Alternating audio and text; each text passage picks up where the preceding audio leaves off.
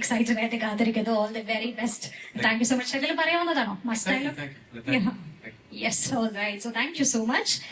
And now എമ്പുരാനിലെ brother sister ഡുവലെ ബ്രദറിന്റെ വാക്കുകളാണ് നമ്മൾ കേട്ടത്. അപ്പൊ ഒരു കംപ്ലീഷൻ പോലെ ഇനി സിസ്റ്ററിന്റെ വാക്കുകൾ കേൾക്കണം അല്ലെ. So let's hear it from Priyadarshini Ramdas or our very own Manju ചേച്ചി.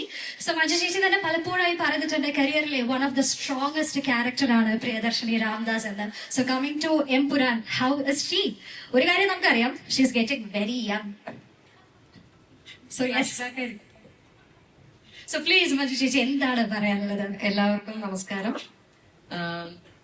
ഇപ്പൊ അമീൻ പറഞ്ഞത് പോലെ എന്റെ അഭിനയ ജീവിതത്തിൽ സംഭവിച്ചിട്ടുള്ള ഏറ്റവും നല്ല കാര്യങ്ങളിൽ ഒരു പക്ഷേ ലൂസിഫർ എന്ന സിനിമയായിരിക്കും.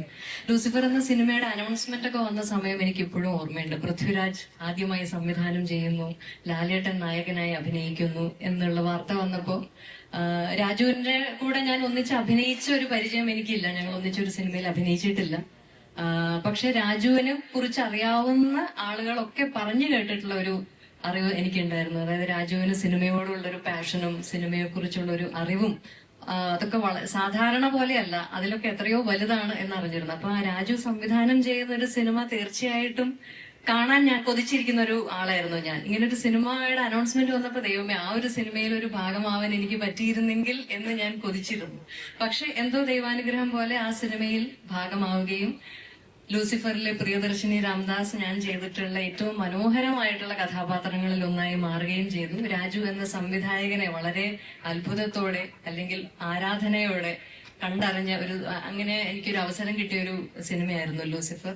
ലാലേട്ടനോടൊപ്പം ഞാൻ ചെയ്തിട്ടുള്ള കഥാപാത്രങ്ങൾക്കെല്ലാം അളവിൽ കവിഞ്ഞ സ്നേഹം പ്രേക്ഷകർ എനിക്ക് തന്നിട്ടുണ്ട്.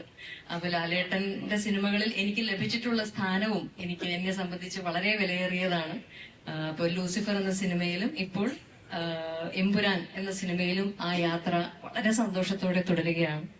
അപ്പൊ ഇത്തരം ബ്രഹ്മാണ്ഡ സിനിമകളൊക്കെ സംഭവിക്കുന്നതും വളരെ അപൂർവമായിട്ടാണ്. അങ്ങനെയുള്ള സിനിമകളിൽ ഏറ്റവും വലിയ ശക്തിയുള്ള കഥാപാത്രങ്ങളെ അവതരിപ്പിക്കാനുള്ള അവസരം കിട്ടുക എന്ന് പറയുന്നതും അതിലും വലിയൊരു ഭാഗ്യമാണ്. അപ്പൊ ഇതൊക്കെ എനിക്ക് സംഭവിച്ചത് ഈ ഒരു ലൂസിഫർ ഫ്രാഞ്ചൈസിലാണ്.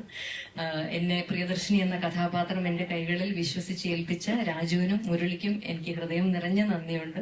ഒപ്പം എന്നും സ്നേഹത്തോടെ ചേർത്ത് പിടിച്ചിട്ടുള്ള ലാലേട്ടനോടും എനിക്ക് ആത്മാർത്ഥമായ നന്ദി അറിയിക്കുകയാണ്.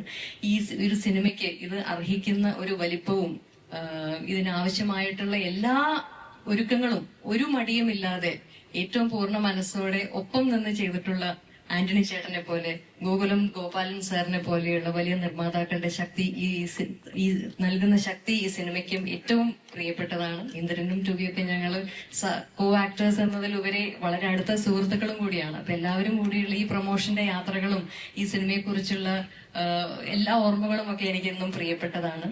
എനിക്ക് ഒന്നാണ് ആത്മാർത്ഥമായ മനസ്സ് നിറഞ്ഞ് പറയാനുള്ളത്. ലാലേട്ട, രാജു, ആന്റണി ചേട്ട, ഗോപാലൻ സർ, മലയാള സിനിമയ്ക്ക് വേണ്ടി ഇത്രയും വലിയ സ്വപ്നങ്ങൾ കാണുകയും മുന്നിട്ടിറങ്ങി ധൈര്യത്തോടെ ആ സ്വപ്നങ്ങൾ യാഥാർത്ഥ്യമാക്കുകയും ചെയ്യുന്നതിന് സിനിമയുടെ ഒരു പ്രതിനിധിയായിട്ട് ഞാൻ ആത്മാർത്ഥമായി നന്ദി പറയാൻ ആഗ്രഹിക്കുകയാണ്.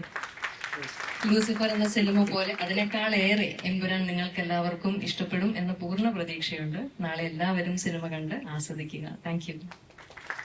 No doubt.